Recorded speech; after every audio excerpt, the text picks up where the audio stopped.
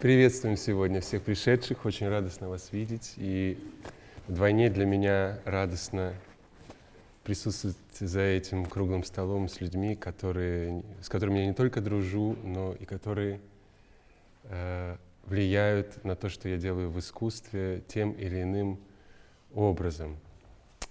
И мне очень радостно, что все мы, несмотря на то, что смотрим в какую-то одну сторону, пришли из, так сказать, с разных сторон света, да, в искусстве. И я думаю, что сегодняшняя заявленная тема этим самым обогатится и раскроется с разных сторон. В первую очередь я бы хотел сказать несколько слов, что я здесь делаю. Я очень благодарен Теодору лично, команде радио, Дома радио и Музыки Этерна за приглашение стать резидентом здесь. И для меня резиденция — это не только деление тем опытом, который я уже имею в музыке, но в первую очередь насыщение той сферой, которая здесь уже есть, музыканты, которые здесь работают. И самое интересное — это то, как пребывание здесь повлияет на то, что я делаю, собственно, в музыке. И мне кажется, что это уже влияет, потому что здесь снятся особые сны в этом пространстве, и здесь особый дух, особая история, и чему я очень рад. Я бы хотел пару слов по поводу резиденции, потому что очень много из людей, значит, уже добрый вечер всем. Может быть, они немножко не понимают, что имеем в виду, когда мы говорим о резиденции.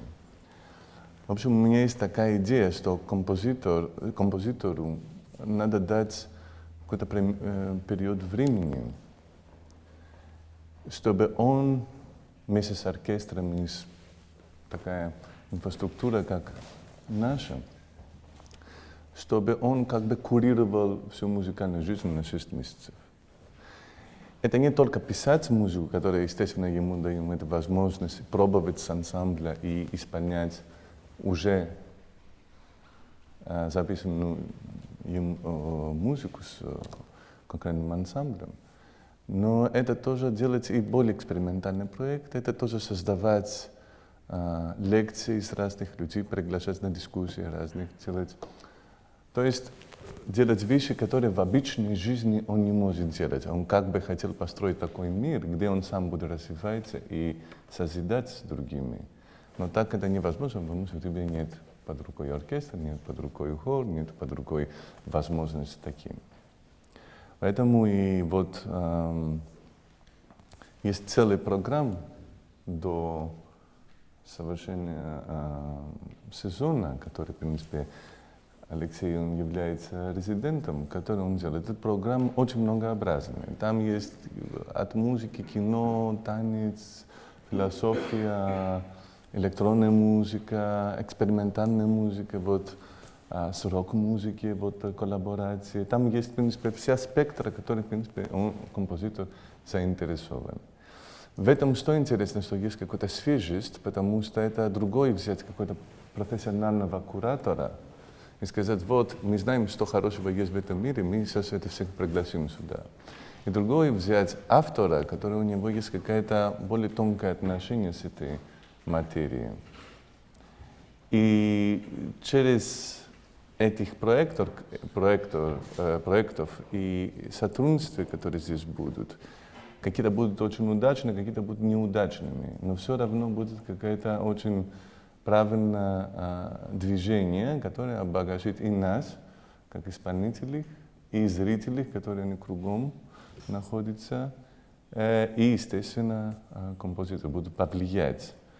И так дальше, через 6 месяцев будет эстафета к другому композитору 6 месяцев, и другому композитору 6 месяцев. Всегда будет здесь резидент, композитор, который приглашает и режиссеров, и разные сотрудничества, и разные, в принципе, вещи, которые в наше время, где стираются границы между искусств, да, мы иногда не знаем, где заканчивается танец и начинается театр, драматический театр. Уже эти границы, они очень такие гибкие и стертые. Да, в этом отчасти есть определенная сложность, потому что на протяжении многих лет я, как человек, пишущий музыку, привыкаю находиться в четырех стенах, достаточно закрытый от того, что происходит в обществе, и все, что я каким-то образом воплощаю, оно все происходит вот в этом звуковом мире, да? И теперь передо мной стоит такой вызов, личный вызов, воплощать это с людьми. И я надеюсь, что как-то это все случится. По крайней мере, я приложу к этому максимальные усилия. У вас есть какой-то дедлайн? Вот вы должны написать сочинение для оркестра и хора «Музыка Этерна». Есть дата? Да, к июню. К июню есть. Я бы не хотел сейчас объявлять все детали и этого сочинения, и всех остальных проектов, чтобы поддержать, так сказать, явление каждого проекта как какого-то таинства. Потому что если сейчас все объявить, возможно, я забегу вперед, но поверьте, что будут... И не допишите. Да, и не допишу в том числе, потому что всегда может быть что угодно. Но я приглашу людей визави к себе или вне меня, чтобы они говорили о вещах, которые интересуют лично меня, которые для меня не совсем ясны. И я уверен, что будут интересны и многим пришедшим. И начнем мы сегодня с заявленной темы, которую я предложил к этому круглому столу. Музыка — это зеркало или то, что отражается в нем? Я сразу хочу пояснить, что здесь я не буду вещать о каких-то вещах, которые я досконально знаю, сколько буду свидетельствовать о незнании. Потому что чем больше я пишу музыку, тем в меньшей степени я понимаю, что она такое, собственно, есть. На протяжении последних 4 лет мне приходится постоянно писать музыку, нон-стоп. И это не самое выгодное положение, потому что я мало читаю книг, мало впитываю информации по сравнению с тем, как я это делал раньше. Но я стал замечать, что опыт моего познания мира Становится больше. становится больше. И тогда я задался вопросом, значит, музыка — это не просто фиксация того, что я имею как свой экзистенциальный опыт, да? А это некая сфера, некоторая стихия, в которую я вхожу как в поток, и она образовывает меня. То есть музыка — это и отражение в зеркале, и то, что отражается, то есть стихия.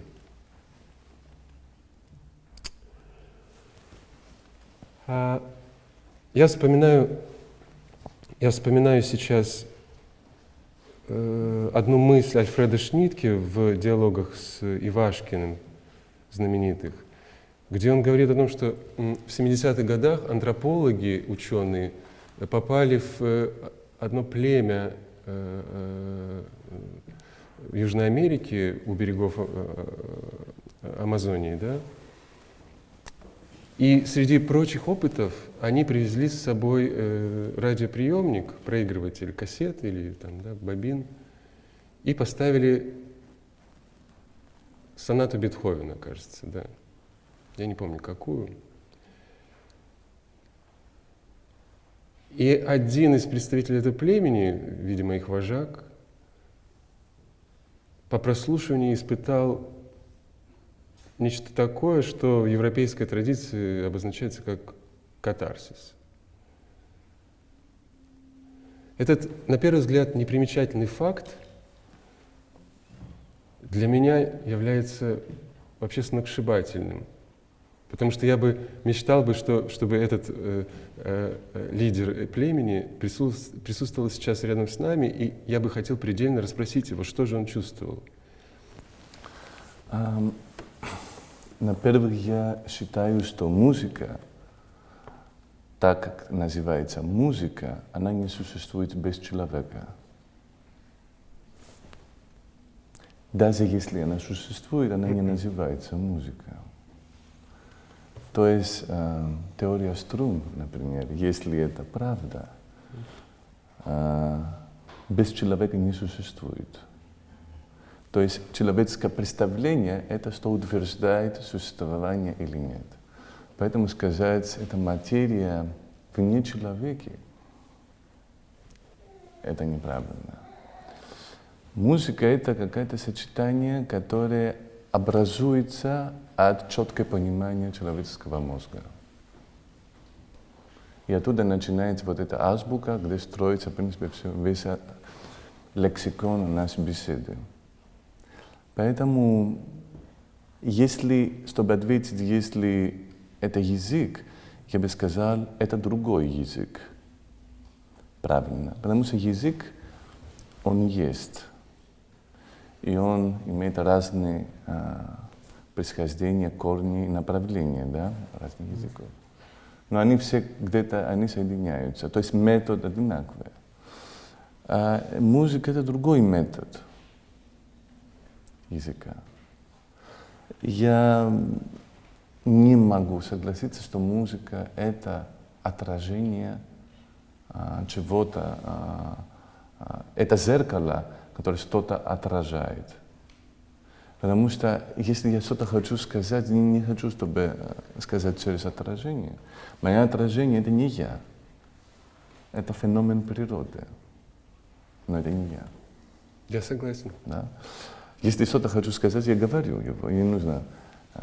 Зачем тогда писать музыку? Или чтобы она была в месте, где мы можем на себя посмотреть. Это тоже немножко эгоцентрично. И немножко низко, чтобы характеризировать музыку и вообще лирику как искусство. Мне кажется, что чем меньше знаем о музыке, и ты об этом сказать, ты углубляешься, ты меньше знаешь, тогда начинаешь больше понимать.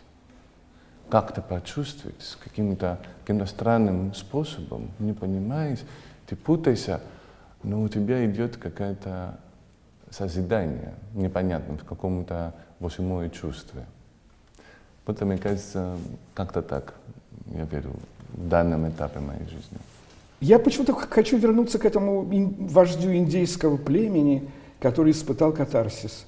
А может быть, он пользовался какими-то дополнительными стимуляторами перед тем, как услышать эту музыку. Мы просто не знаем всех обстоятельств этого эксперимента. Вернее, мы знаем это в пересказе кого-то, кто рассказал это кому-то, а тот это напечатал, и Альфред Шнитке прочел об этом, рассказал Есть Ивашкину. фильм вообще. Да? Есть фильм. Ну, в общем, мы не знаем всех обстоятельств. Но вопрос у меня на этом вопросе. А вы как поняли, что он получил катарсис? Видимо, Катарсис — это вообще какая-то очень редкая история. Это вообще очищение. Катарсис — это когда чищу мои руки.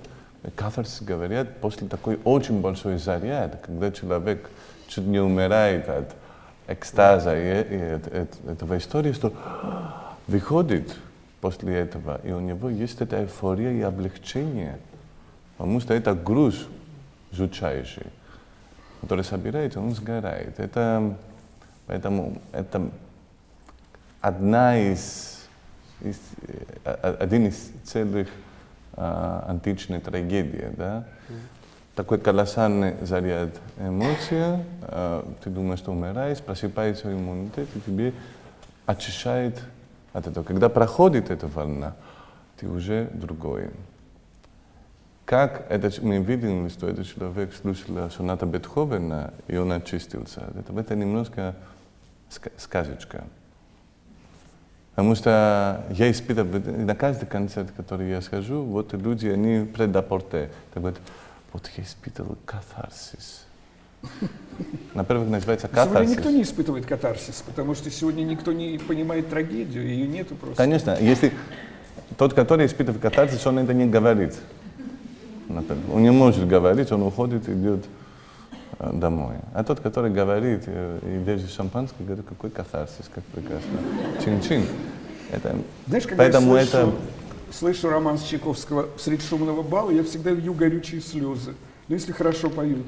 Но это не катарсис, это просто собачка Павлова реагирует на романс Чайковского. Да? Знаете, вот это с Бернард Шоу история. Что Какая? Бернард Шоу очень любил «Träume Rai». Когда слушал «Träume Rai» из киндерсцены, он всегда плакал. Но когда он был старым уже, плакал и на других произведениях, потому что он думал, что это «Träume Rai». Ну, с возрастом люди больше плачут в театре, в кино и на концерте. Да, свидетельство старика. Поймите меня правильно, я дал этот пример. Понятное дело, что я не имел в виду катарсис в его значении античном. Я действительно имел в значении в виду более светском, современном. Это можно... Катарсис, слово, ты знаешь что? Почему скольжаем из слова? Катарсис — это слово, которое означает что-то, которое происходит после что-то другого. Да? То есть, чтобы катарсис, ты должен быть грязным. Чтобы очиститься, ты должен быть грязным. Да? Поэтому мы говорим сейчас о какой-то результате, который полагает что-то перед этим. И катарсис в современном мире это другое. Почему? Катарсис — это слово, которое означает это. Какое не имеет другое значение в современном мире. Он и есть такой. Да, в современном христианском контексте это модель исповеди, по сути. Исповедь. Да, а исповедь что это? Это жуткое погружение в области греха и испытывание очень большого дискомфорта. Когда на исповедь чувствуешь просто ужасно, не чувствуешь хорошо. А как хорошо, сейчас тебе скажу, какой я ужасный, какие я... Чувствуешь, тебе плохо этот момент. И когда погружаешься в этом мраке, да, твоего сознания и без анестетика, да, смотришь на себя, тогда у тебя есть шанс перейти на другой, как сказать, на другой стороне зеркала, да, перейти на другой state of mind, как называется, и просыпаться от этого состояния и выйти на какое-то другое состояние. Но должно пройти какой-то, то есть кокун, должен быть какая-то трансформация на бабочке, то что-то происходит. Да. Интересно, с Леней тоже.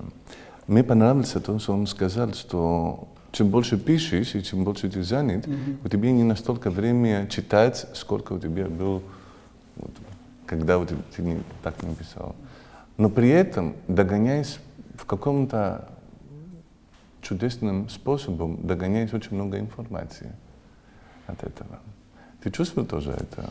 Ну, конечно, потому что я в работе делаю перерывы, я могу там заниматься непосредственно работой 20 минут, но потом 40 минут я посвящаю Фейсбуку. И так, кстати, Гизекинг так занимался на рояле, он 20 минут играл, потом он отдыхал 40 минут, и так в течение дня. Потому что если ты сидишь над нотным листом или за роялем 8 часов в день, это страшно неэффективно для композитора. Просто замыливается глаз, и ты сразу или через час идешь в каком-то другом направлении. И на следующий день ты понимаешь, что нужно все это переделывать. Даже если речь идет о простой модуляции. Очень интересно, у меня обратный процесс. Да? Я как раз из тех, кто как бы 8 часов, и только потом, где-то приближаясь к 8 часу, у меня ощущение, что я только сейчас нащупал. Значит, вы гораздо более в себе уверены, чем я. Нет, не столько. Вообще не об этом Я всегда на речь. следующий день думаю, боже мой, что я сделал вчера, это ужасно. И так каждый день.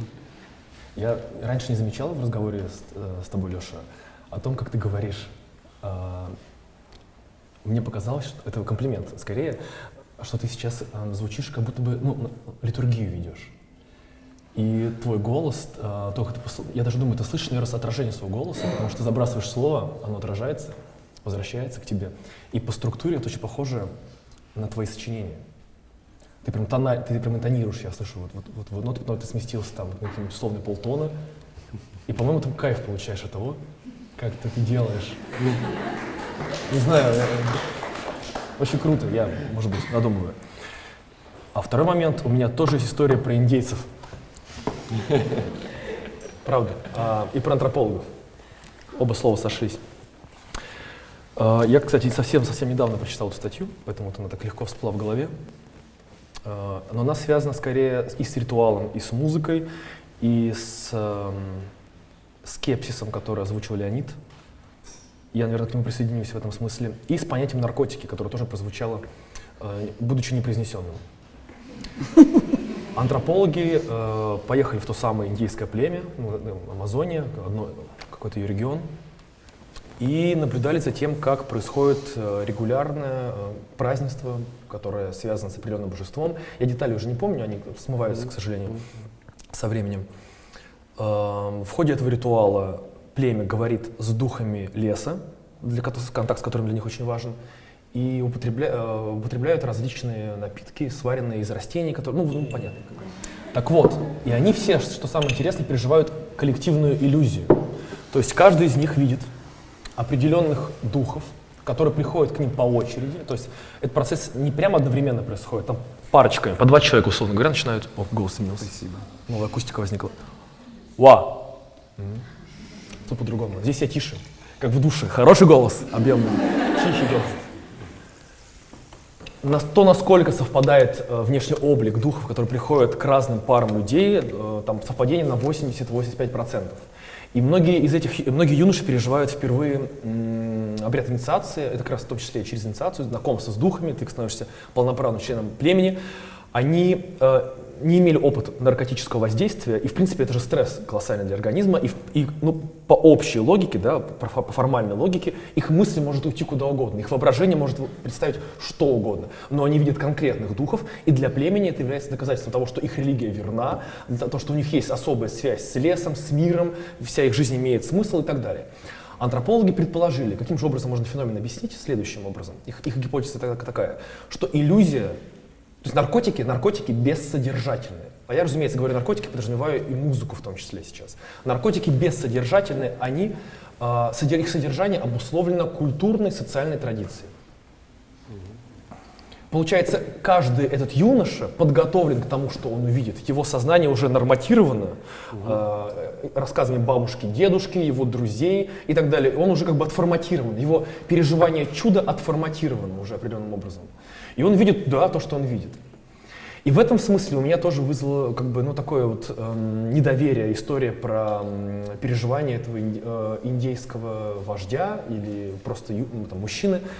Но если все-таки мы допустим, что это не миф, который создает западная цивилизация о величии западноевропейской музыки, которую понимают все, и пингвины, и жители Амазонии и так далее, а это возможно, правда, да? Мы это культивируем, все, что мы создаем. Ну, допустим, если мы это... Я все-таки могу поверить, и хотел бы поверить, как все-таки человек болезненно верующий во всех смыслах, в то, что это возможно. Да? Некая универсальность возможна, нечто большее, чем мой цинизм возможно. И, допустим, он что-то испытал. Но и в этом случае есть еще одна преграда. Возможно, он испытал это, потому что и в его культуре звуки, собранные в определенную ритмическую структуру, с определенным чередованием звукового ряда, в принципе, обычно о духовном, используются в ритуалах и должны вызывать какие-то такие ощущения, которые мы подобляем катарсису и так далее. И он уже как бы тоже встроен в своей как бы парадигме в эту систему и готов, вот что-то такое вот, мне напоминает мои барабаны или там что-то еще, но там тоже вот есть ритм, есть такт, есть там модуляция, да, и тело уже к этому подготовлено. Ну вот, допустим. Ну, ты говоришь через понимание сейчас, да. Через сознание. То есть память, она дает свой, свой сигнал, и так ты просто адаптируешь на определенную категорию то, что вот это флеш-память.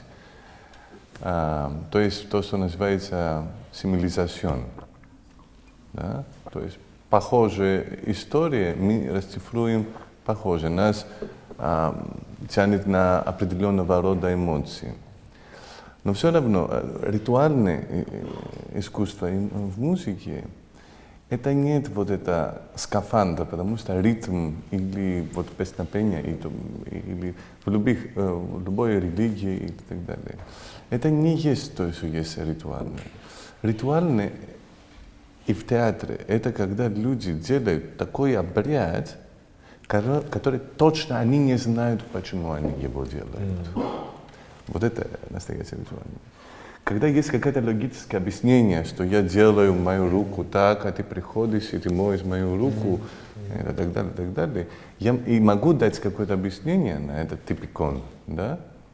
Тогда он входит в определенные категории знания, и любая такая история похожа, она рефлексирует, в принципе, вот этой точки.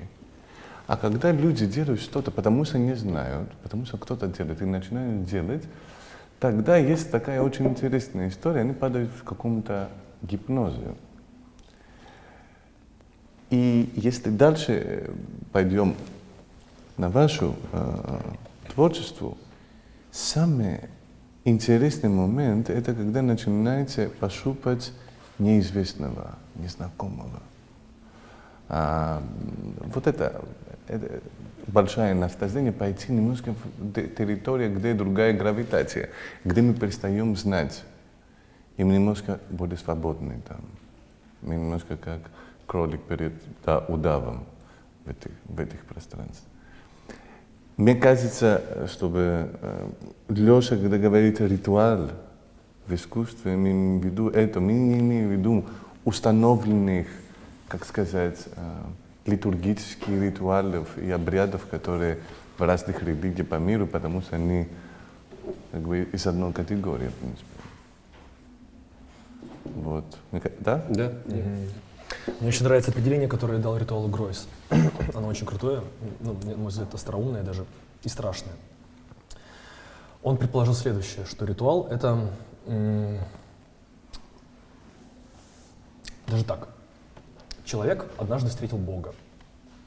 Человечество, человек, неважно. Вот он соприкоснулся с какой-то сущностью, он испытал колоссальные переживания.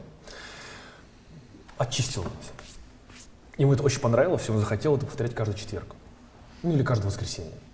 И он стал у себя в голове реконструировать. Ну это как бы я очень упрощенно говорю, даже я стараюсь как бы максимально тоже с сомнением к этому относиться. Ну допустим, он стал вспоминать все детали.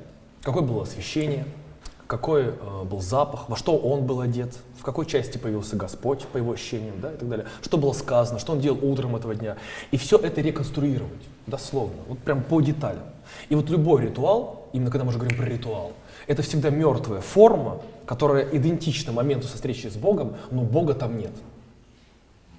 У Музиля сказано, ритуал — это форма, из которой вытекло содержание. Ну вот, вытек Бог.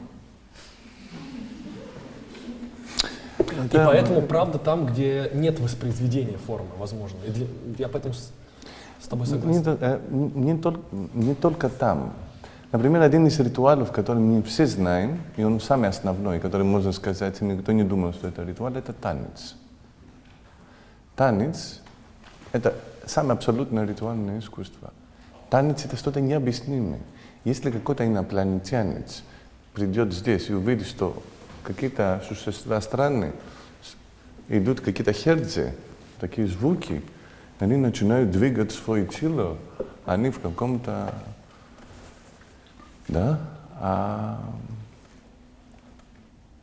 Это что-то, которое сохраняется, которое это из древности, да? И Дионисийский, Аполлонский, и братья и сестры Аполло и Диониса. И это что-то очень сокровенного, которое мы не знаем абсолютно этот язык. Потом они начали, вот, даже какой-то хореограф делать какие-то движения. Они что означают вообще это движение? Мы не знаем. Никто не знает. Орнамент. Только Жизель Ничего знает. не обозначает. Просто орнамент. Там есть, это не что-то, которое имеет какая-то симметрия и какой-то... это что-то, которое появляется на всех культурах мира, и никто, в принципе, имеет отношение с божественного, с какое-то отношение, которое имеет человек, которое выходит из как бы круга его комфорта и в какой-то опасный, где он становится что-то другое. И там он чувствует какое-то определенное... То есть это какая-то духовная практика, которая она пользует тело. То есть дух заставляет тело пользоваться. Например, животные не танцуют. А брачные танцы? Во всяком случае, люди так оценивают эти движения, в которых какие-то птицы, по-моему, в этом Да, как-то есть такой участвуют. Нет, смотри, и классический балет — это какая-то иллюстрация. Потом через этого языка они пытались что-то сказать, да, и естественно. Но изначально это необъяснимо. Мы не можем сказать, что двигал... И там есть очень много. Вот это танец эрос и душа, и так далее, и так далее.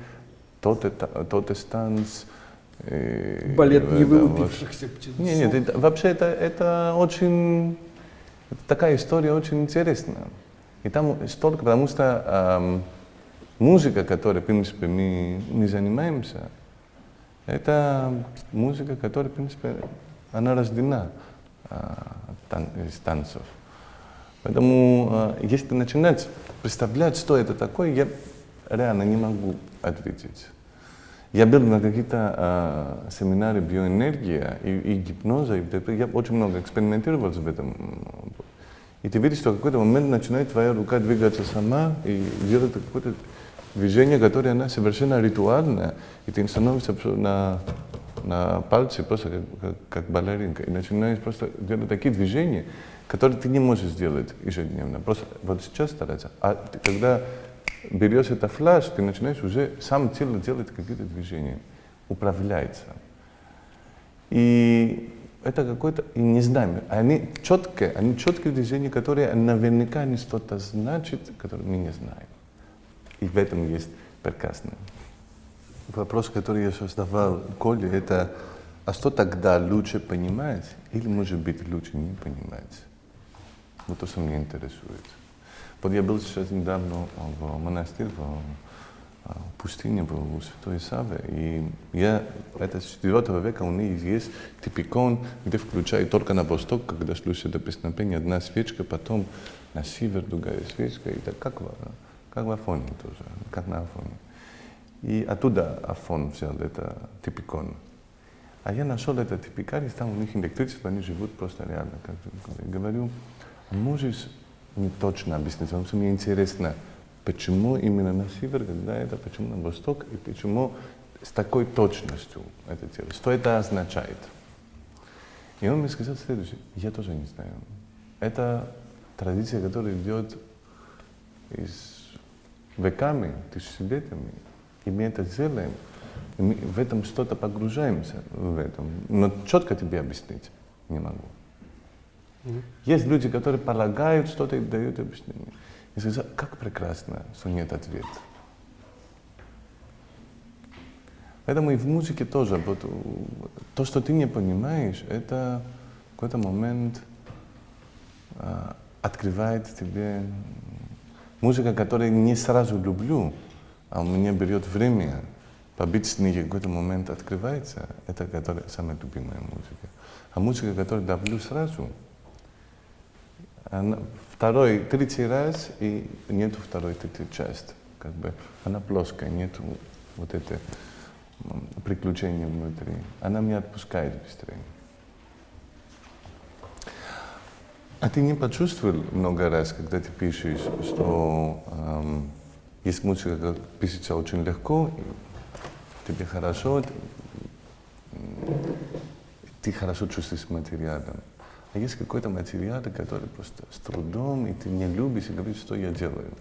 А проходит 3-4 года, и то, что легко тебе нравится, совершенно тебе не... Да. Нет. А тот, который был непонятный, это то, что тебе действительно выражает. Был такой? Ну, я стараюсь вообще об этом не думать, о том, что было вчера или позавчера. Меня это мало, в общем, интересует. А то, что будет завтра? Ну, сегодня. Точнее, да. Все-таки, признаться честно, мы собрались в первую очередь здесь ради Алексея Ретинского, его резидентства. И меня просто интересуют какие-то практические вещи, поэтому я просто хотел вас спросить, чем вы будете заниматься, кроме сочинения музыки? Просто у вас есть какие-то, наверное, конкретные люди, которых вы сюда пригласите, нарушив, так сказать, привычную композиторскую социопатию. И что вы будете делать? Будете ли вы общаться с музыкантами оркестра и хора, помимо музыки, там, учить их каким-то хорошим манерам, не сморкайтесь в занавеске там, или что-нибудь такое? Просто что вы будете делать помимо сочинения музыки? Вот расскажите, пожалуйста. Нам это дико интересно всем, я думаю. Немножко более практично, что будет музыка, я немножко скажу. Смотри, вот, например, он курирует несколько концертов, музыка «Этерна хор» и оркестр, где они играют разные программы, которые он выбирает, камерные больше музыка, которые он выбирает и составляет эту программу с наших музыкальных кураторов внутри. То есть он берет и делает это пазл, потому что он считает, что вот это очень интересно на самом деле. Позавчера мне Хельмут Лахенман отправил его плейлист, который на мой радиошоу будет играть. И у меня есть плейлист, я знаю, какой рок-музыка любит, какой джаз-музыка любит. Лахенман? Лахенман, да. Окей. Это очень интересно, потому что когда-то не может быть. Я начинаю уже видеть в этот плейлист какая-то... смотреть на его творчество с другой стороны. Поэтому, когда даешь такую возможность композитору не просто играть его в музыке, но сказать, я хочу делать программу, где будет это, и так послушать это через призму это. И вот это очень важно. Вот это концерты. Потом приглашать делать монографические концерты композиторов, которые он приглашает здесь, они общаются с студентами и так далее, лекции и так далее, и ансамбль играет их музыки.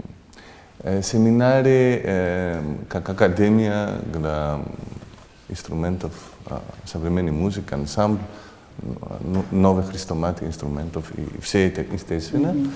И с другой стороны тоже есть другой. Например, идея с Колей и другими группами, которые они как бы занимаются вот такой современной рок-музыкой. Мне было интересно, я предложил, и надеюсь, что будет плодотворная работа. Мне интересно, как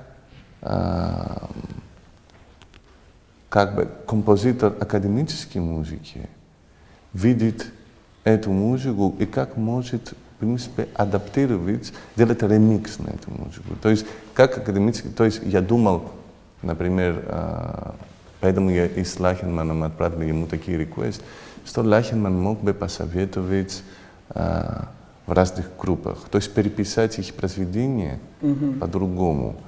То, что делал, например, Стокхаузен с советы, когда Алекс попросил дать советы Аффекс Твину и всех этих ребят, и есть эта книга, которую Алекс Пуч, и он слушал, изучал их музыку и начал давать ответы.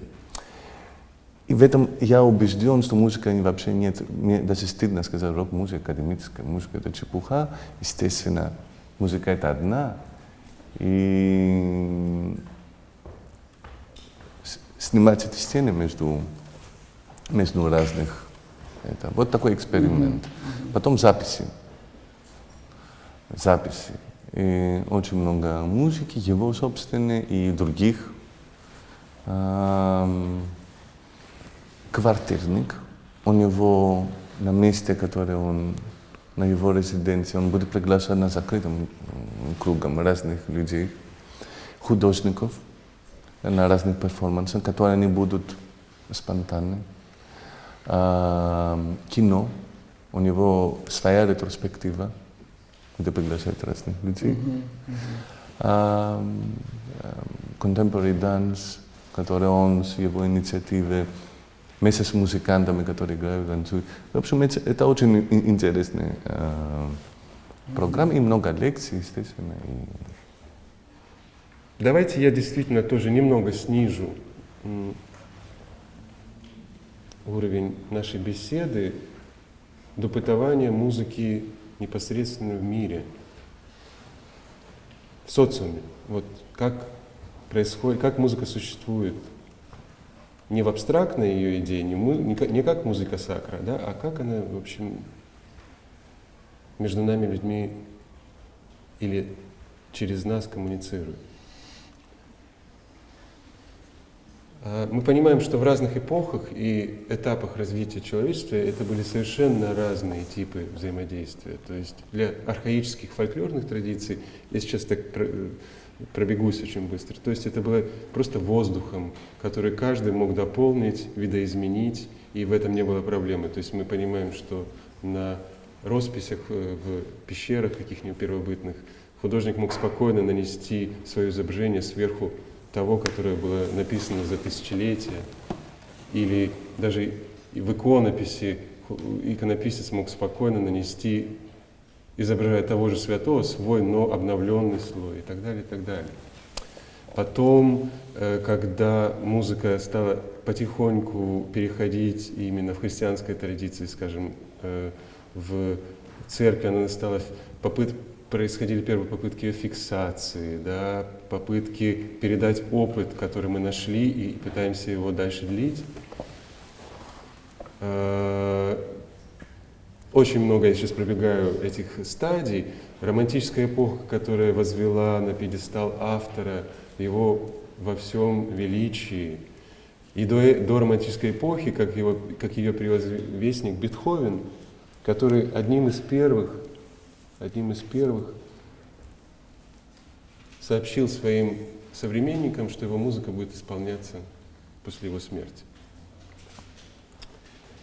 Чем, конечно, вызвал только смех и множество колких насмешек, но он оказался прав. Дальнейшую историю мы так или иначе знаем.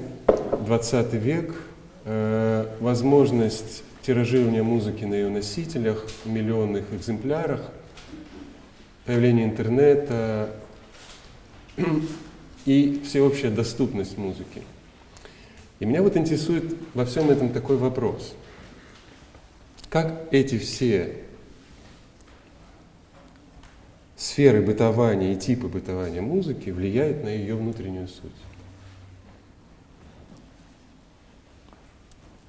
То есть я, вот пишущий сегодня человек, я не могу просто взять и абстрагироваться от того факта, что я понимаю, что эта музыка будет доступна в любую секунду, в любой точке планеты. То есть я об этом пытаюсь не думать, но, видимо, где-то эта подкорка уже существует во мне. То есть если ты знал, что твоя музыка никогда не будет исполнена, она была бы другая? Я не могу анализировать этот процесс. А что вас беспокоит, собственно? Меня не беспокоит. Меня это не беспокоит. Сплю я спокойно. А меня беспокоит очень сильно, на самом деле.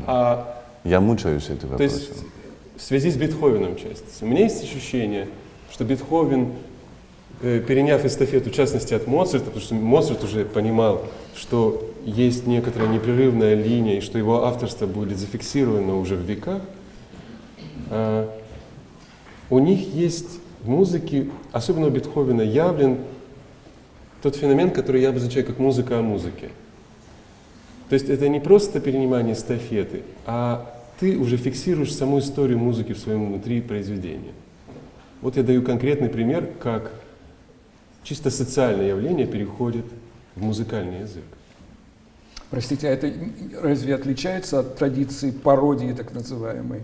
То есть барочного, бесконечного копирования и автокопирования. Там как бы этот вопрос ведь не Отличается. Это новое уже какое-то ощущение этого повтора. Да, у меня есть ощущение. Это то, что потом в сильной степени привело эстафеты от Бетховена к Маллеру.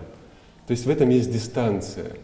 Бетховен как бы дистанцируется от самого же себя внутри музыки и говорит уже, вот мой взгляд на всю эту, скажем, немецкую традицию. Вот его горячо любимая Генделя и так далее, и дальше. Как вы считаете, ситуация, которую мы сегодня имеем, она положительна, негативна? Потому что я как раз пытаюсь, когда пишу дистанцируется максимально от этих мыслей, и упаднических в том числе, крайне каких-то невдохновляющих, потому что Адорно еще сказал, что несмотря на то, что массовая вот эта возможность тиражирования музыки, казалось бы, что сегодня гораздо больше доступ может иметь любой человек к этой музыке, но мы видим, что этого не происходит. То есть сегодня это сегментирование общества на элитарное искусство и на массовое, оно еще более усилено. И тирания массового, в принципе, каким-то образом перетирает, даже если и появляется где-то талант, да, в этом направлении, то она сразу схватывает и форматирует. Если ты не попадаешь в формат, то тебя выкидывают. А в то же самое время контекст нашей псевдоэлитарности, он расстраивает не меньше. И где найти ту золотую середину? Вот мне что радостно сейчас, что сейчас за мной, за этим столом сидят люди, которых я не могу с легкостью ввести в определенную нишу. Говоря вот о Николае, я не могу сказать, что Шорт Парис это, скажем, это точно рок, поп, авант-поп, или как это еще назвать, с элементами техно. То есть мне нравится, что Индийский поп. Что это выходит за все категории, не в том смысле, что это вмещает в себя очень многие элементы, но это не обозначаемо. А вы занимаетесь классическую музыку, Нет, правильно? почему нет? Нет, по-моему, нас с Николаем вообще эта проблематика не интересует, да, Коля? Или нет? Какая? Ну, то есть мы не заморачиваемся, нет? Мы заморачиваемся. Ну вот насчет вот всех этих проблем, о которых говорит Алексей. Нет? Нет, мне кажется, я точно заморачиваюсь, но это вообще никакого отношения к музыке не имеет. К Ну тому, да, что, да. Можно позаморачиваться, потом музыкой позаниматься и опять позаморачиваться. То есть музыка отдельно, а стратегия по поводу ее продвижения — совсем другие вещи, правда? Черт знает, по продвижению. Я не очень. Я, кстати, по поводу Адорно, мне ближе Беньямин в этом смысле, который с ним спорил. Он же говорил, он же массовую культуру превозносил, в ней религия новая, да, которая ушла у авангардистов, которые черт знает чем занимаются. Я просто к чему говорю? Адорно, он был такой... Безумный вообще. Особенно в русском переводе. Да, он очень упрощал в русском переводе. Декадентский. Нет, просто безумный человек. У всех накипело против Адорно, и мы, сейчас... Клуб нелюбителей Адорно. В общем, он говорил... У него есть что-то хорошее. Его имя. У него глаза добрые, кстати, на фотографии. Ну да, музыку он Теодор, сочинял, кстати, нет, его в имя. некотором количестве довольно среднее. По-моему, короче, очень большое упрощение говорить о том, что массовая культура переламывает артистов, все свежее, чистое, настоящее и так далее. На мой взгляд, многие фольклорные частушки или там песенки трубадуров средневековые, такая же дрянь, как бы, ну, то есть определенные форматы, которые воспроизводятся снова и снова. В них там какая-то низовая поэзия, но это прекрасно. Я когда был маленьким мальчиком, я очень любил «Руки вверх» и группу такую «Руки вверх» попсовую. И я, между прочим, в этой группе, подождите, постойте, я в этой группе, в этой лирике, в этой музыке я слышал то, что я слышу, например, то, что я вчера слышал в Московской консерватории на концерте Теодора у Бетховена, понимаете? То же самое. Тот же самый космос, о котором говорит Алексей, в словах про любовь к девчонке, которой нет 18 лет. Это все уже так иначе присутствует и размазывается каким-то тонким культурным слоем по массовой культуре. Там другие задачи, там другой уровень потребления. И, в общем, когда Какие мы... задачи? Почему ты считаешь, что другие Не, ну некоторые задачи? вещи невозможно переступить все-таки, извините. Невозможно. Нет, это какая-то сугубо эстетская позиция. А вы родились в Петербурге, Руки вверх. простите? Нет. Нет, странно, говорите как петербуржец. Давайте говорить как петербуржцы, да. Не, окей. А почему другие задачи? Что? Если другие задачи, какие другие задачи? Я имею в виду, что категория возвышенного, категория, по моим ощущениям, категория прекрасного, великого, сложного, неоднозначного, она просто по факту присутствует и в массовой культуре, даже если создатели занимаются коммерцией. Это где-то, язык все равно творит, понимаете? И когда у меня не было доступа к другой музыке, у меня отец рабочий, например, я не слушал оперу, пока я до этого сам не дошел, там и много-много другое. Я находил все это в этой чертовой музыке, в этих простых интервалах. Просто я хочу добавить, Человечество что не вот беднеет. эта коммерция, она очень-очень такая же, но просто на меньшей аудитории, на композиторов современной, как называемой музыки. Они, чтобы существовать в определенных правилах сейчас, сочинения с техниками современной техники, современной музыки, они пишут клише. Больше то, что они пытаются делать и начинают от этого, это изобретать новые техники игры определенного инструмента. И после того изучают эту технику, они что-то пишут от этого. Но опять это коммерция, потому что они должны существовать в очень определенный клан композиторов, которые, в принципе, будут восприняты, если делают что-то, которое похоже в этом. Поэтому и есть то, что я говорю, Лахенман, который гениальный композитор, и есть 10 тысяч композиторов, которые пытаются делать какую-то шумовую музыку, но они плохие композиторы, это не Лахенман. Разница, которая имеет античный греческий камень и какая-то поздняя римская поделка. Вот это. А кто-то смотрит и говорит, это то же самое, но это не то же самое. Поэтому коммерция существует везде. И все даже хотят быть успешными и признанными. Просто кто-то может охватить больше аудитории, кто-то может меньше, но все в принципе хотят это, к сожалению. Мне кажется, вот это и есть наслаждение старинной музыки, что в общем находишь всегда новые вещи. И повторяюсь, может быть, но я хочу всем очень искренне сказать, что вообще худше всего знаем произведения, которые мы считаем, что хорошо знаем.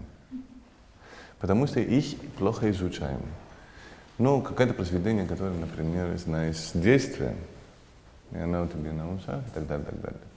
Ты никогда не будешь подойти к ней, как ты подойдешь на новое сочинение, которое не имеет никакого представления. А чтобы иметь представление, ты должен четко изучать ее. Поэтому, видите, у меня были очень много случаев в моей жизни, где я, например, выходили какие-то гениальные певцы, которые всю свою жизнь с самым великим дирижером пели эти партии. Я на спев говорил, да, давайте сейчас правильный ритм здесь спойте. Он, как правильный ритм? Я это пою с Караяном, с этим. Да, но вы поете неправильный ритм. Да? Давайте посмотрите. А у меня клавира нет. Они приходили на спевки без клавира, потому что они поют только это в свою жизнь. И, к сожалению, у них было такое удивление, что все эти годы пели неправильный ритм. Хотя эта музыка, как бы считали, что знают лучше всего. Этих музыкантов я видел, когда делали какое-то новое сочинение, они четко пели, потому что они правильно изучали.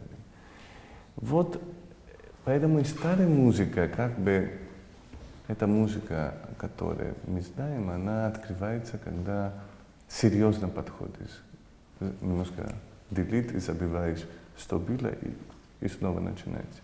Не сказать о музыке, которая она как бы считается старая, но она совершенно новая, никому не известна, потому что арсенал старой музыки такой колоссальный. И без конца можно искать в библиотеках и находить никому неизвестной музыки.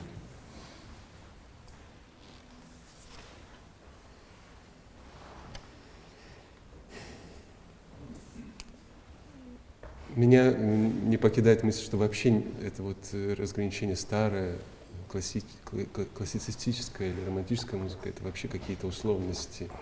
То есть мы все чувствуем, конечно, причастность. Самая обиженная из всех это романтическая музыка, романтическая эра, которой мы являемся отзвук. Романтическая эра — это самая обиженная эра. Если это слово, которое самое извращенное в наше время, то, что русские говорят «романтика», вот это совершенно не имеет отношения с Бодлер, с Ком де Летрамон и так далее, так далее. С Флёр дю Маль. Они имеют совершенно другое. И вообще все это стремление, и вся эта теория, весь это манифесто, он не имеет, они сами извращенные. Вторая более извращенная — это классическая, потому что это классика. Не знают люди, что такое классицизм и законов классицизма, но классика никогда. Что-то они имеют в виду. А барокко, в принципе, как-то немножко сохраняется. Конечно, люди не отличают барокко от рококо или от других стилей, но он как-то сохраняется в тени. Как и модернизм. Более-менее. Конечно, модерн говорят что угодно, но вот эти две периоды, романтизма и классического, они очень пострадали. И вот посмотрите, какая ситуация сегодня происходит. Вся вторая половина 20 века, послевоенная, спокойно существовала в этом разрыве, элитарная и массовая. Одна сторона позволяла себе некоторый снобский взгляд свысока, другая просто существовала в некой радости. А сегодня мы являемся свидетелем крайне интересного процесса, которому я невероятно рад. Когда все эти границы предельно размываются. И когда есть возможность, что, да, сегодня, с одной стороны, это Вавилон,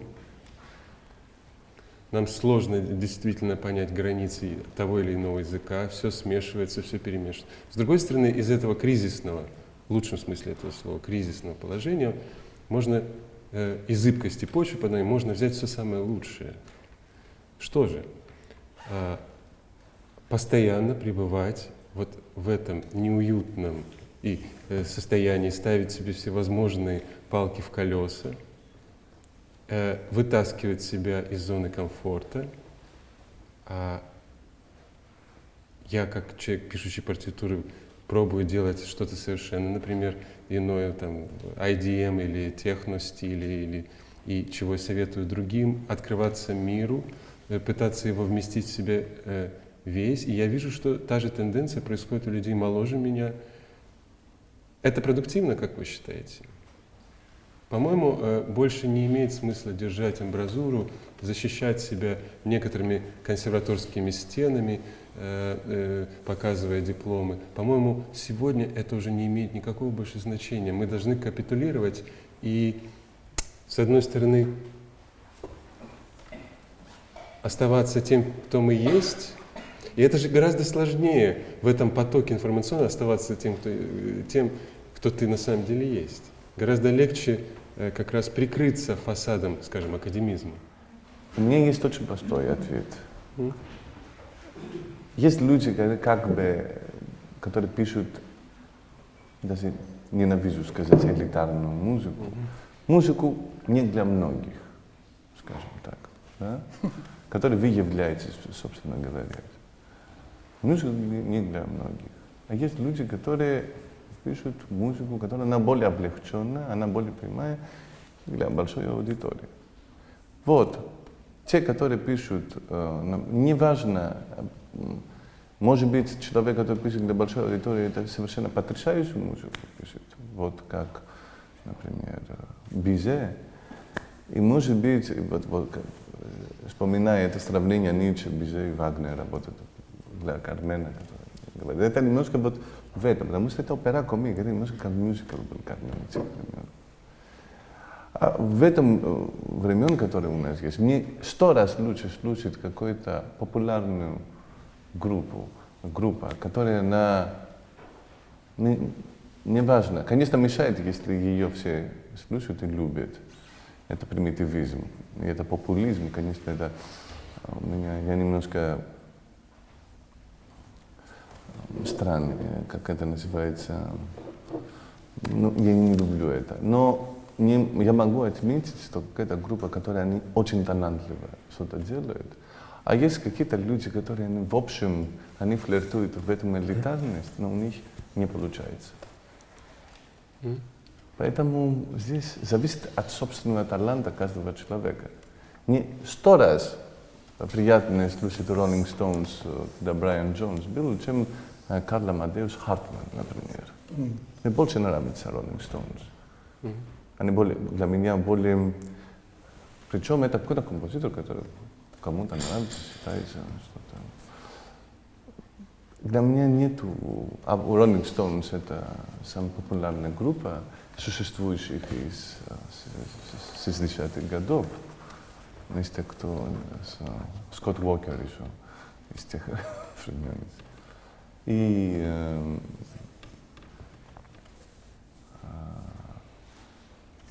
Амадеус Хартман это академический композитор, профессор. Не имеет значения. Именно это я имел в виду, что больше не имеет сенса огороды городить, талант, так зависит сказать. от таланта. Все талант, ну то есть и личное отношение каждого. Один из самых выдающих и талантливых людей всех времен и эпох в музыке, я это скажу, это Курт Вайль. Курт Вайль — это человек, который создал рок-н-ролл и вообще то, что существует, и существование этого музыкального как Коля и всех этих, виноват это Курт Вайль. Если он не делал бы тогда это Зингшпиль с таким кислотным, ироничным и, по-моему, с Брехтом, если не делал эту песню, когда делал тогда, не было бы никто. Он научил. Вот основатель панк-рока. Гениальный композитор. Ничего такого возвышенного, как бы не писал, симфонии или как... Тогда был Альбан Берг, гениальнейший композитор, да? А он говорит, нет, я пишу эти песни, но тоже гениальный. Эрик Сати.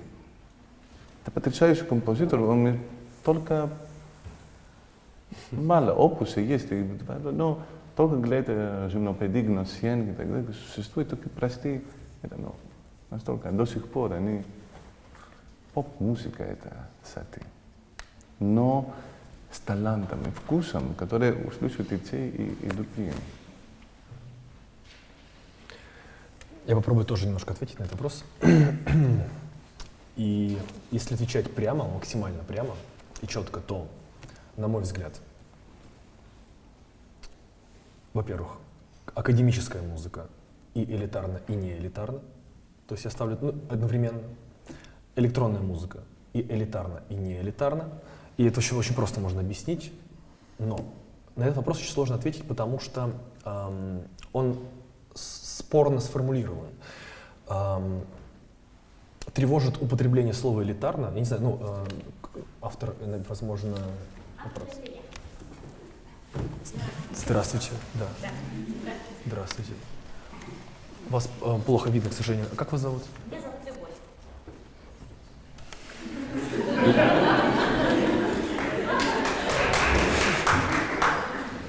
Любовь вышла из темноты на свет. Спасибо, Любовь, большое за вопрос. Мне...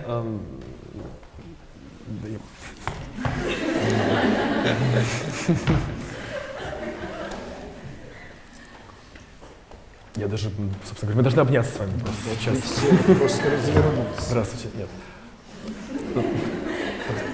Я к вам подойду. Днем рождения. Спасибо.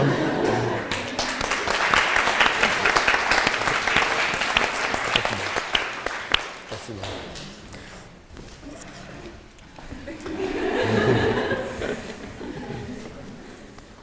Кто хорошо отвечает, получает цветы.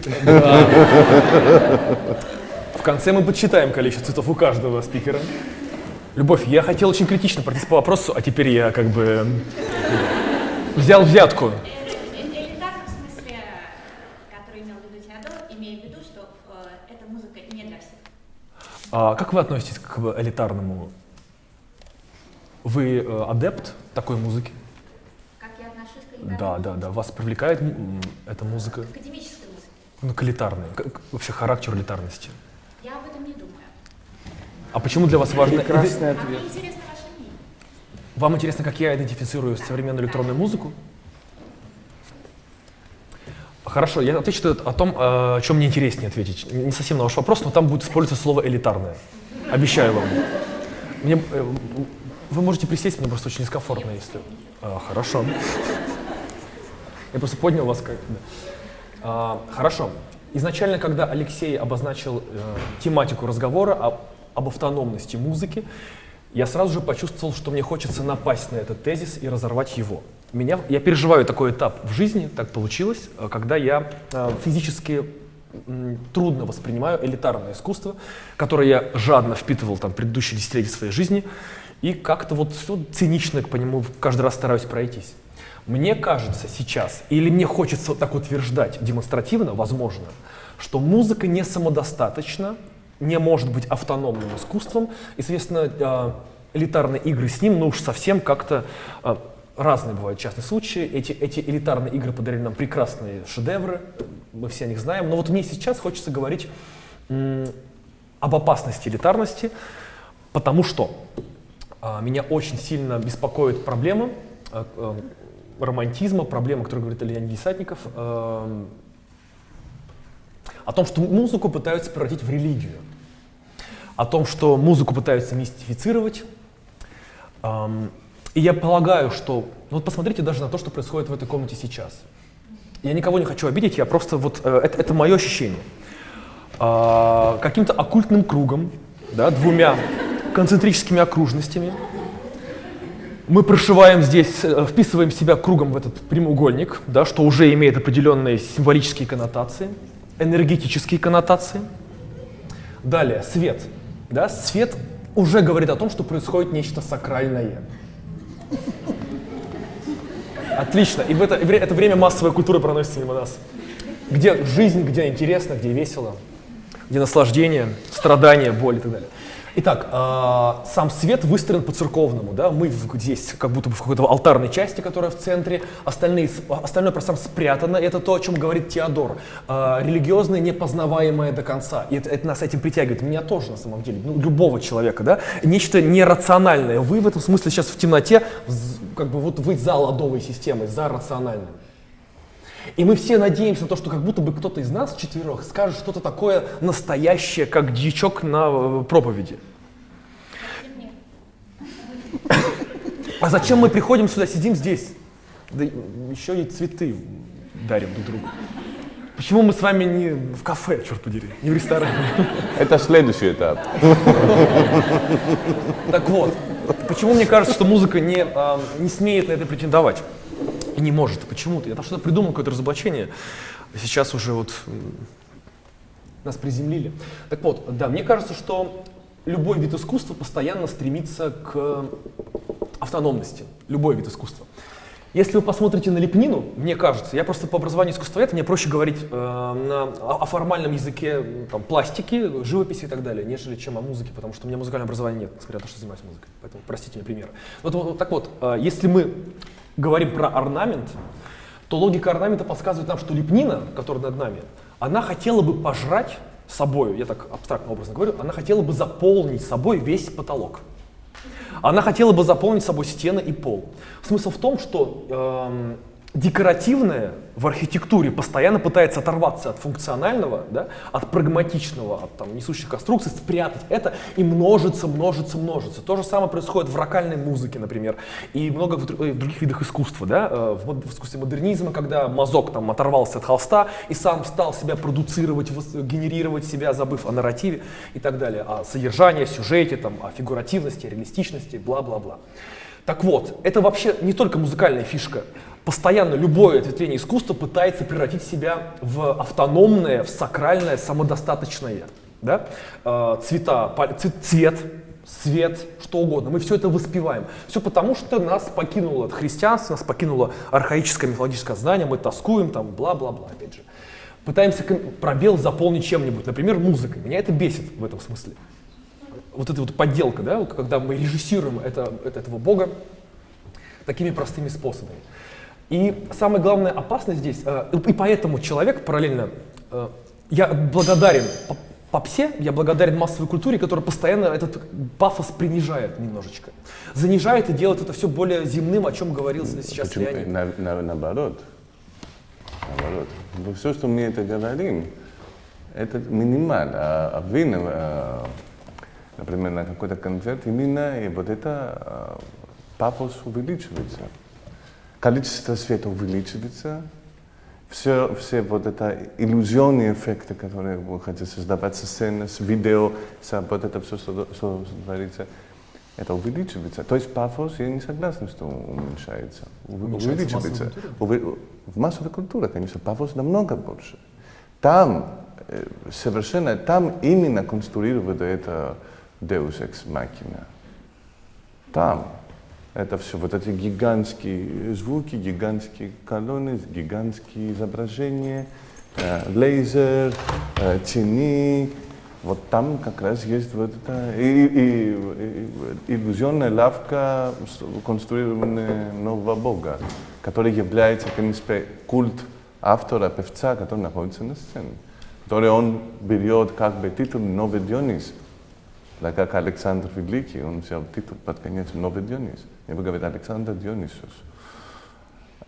Это нормально, это уже в программе культуры и культизированной личности, которая появляется на сцене. Когда ты появляешься один перед другими, ты сам это делаешь. И это твоя хорошая сторона, которую мы все любим. Ты на сцене очень культизированный и божественный, скажем, на итальянском. Понимаете, о чем я говорю? Вызывая этого Диониса, это, в принципе, вот, это культ, который идет в центре, да, это вертикаль, который мы говорим. Но весь антураж поп-культуры намного более пафосный и намного более псевдорелигиозный, чем обряд камерной музыки, например, или какой-то камерной беседы, который сейчас. По поводу орнаментов, которые тоже согласны. Здесь есть одна большая проблема. Люди из-за того, что орнаменты после какое-то времени, они совершенно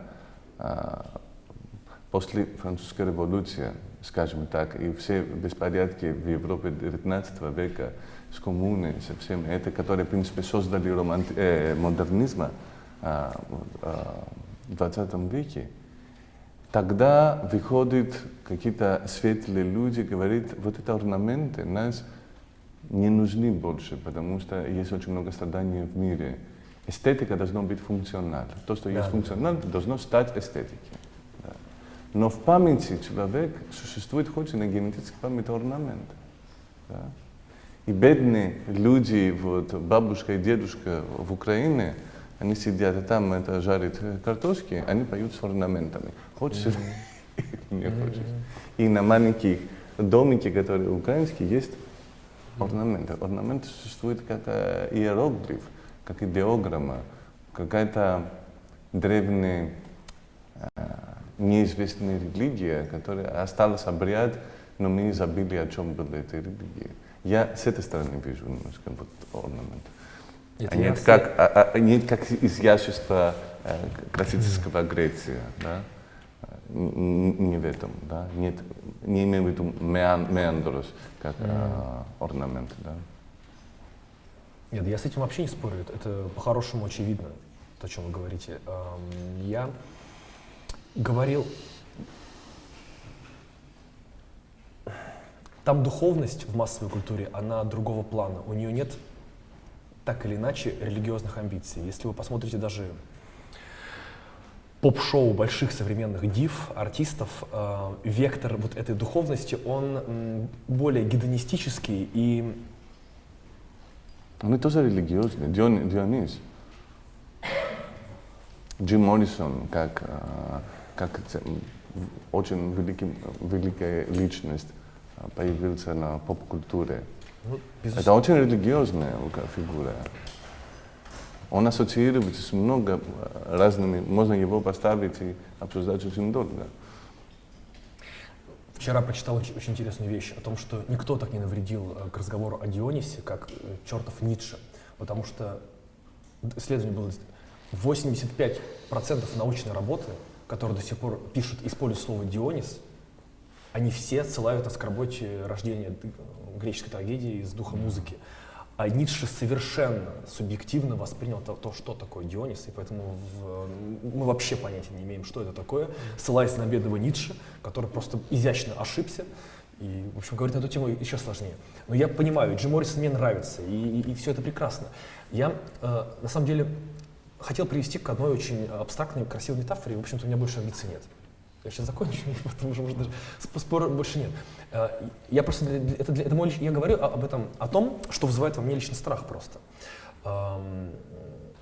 Потому что все мы ищем успокоение, занимаемся философией ради облегчения, едим ради успокоения и так далее.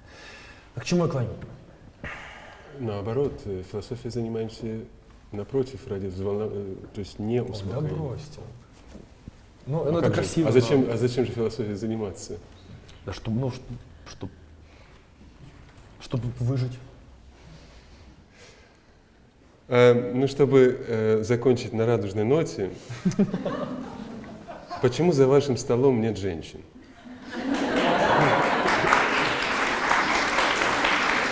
Любовь, вы должны прийти к нам и сесть с нами, чтобы любовь стала венцом этого диалога. Вообще хороший вопрос, да. Очень хороший. Это очень европейский вопрос. Да. Афрорусских тоже нет за нашим столом, кстати.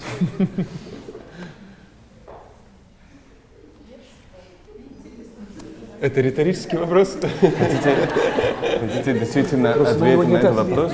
Обосрать. Кто создал этот вопрос?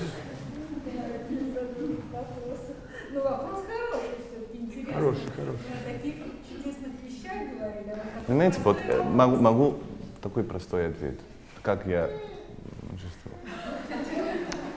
Однажды вот я опять Алекс Пуч, который он директор ШЭДа в Нью-Йорке, мы хотели делать какой-то проект, и мы искали 4 очень выдающих режиссеров Америки. И шел разговор о разных выдающих режиссеров, которые нам нравятся. И мы договорились, что мы будем обращаться с ним, чтобы они делали какие-то фильмы, которые мы готовились. Через месяц он мне звонит. Он говорит: Теодор, очень хорошая идея, но есть проблема. Ну, какая? А нужно 2 режиссера, чтобы они были мужчины, и 2 режиссера, чтобы были женщины. Говорю: а почему? Потому что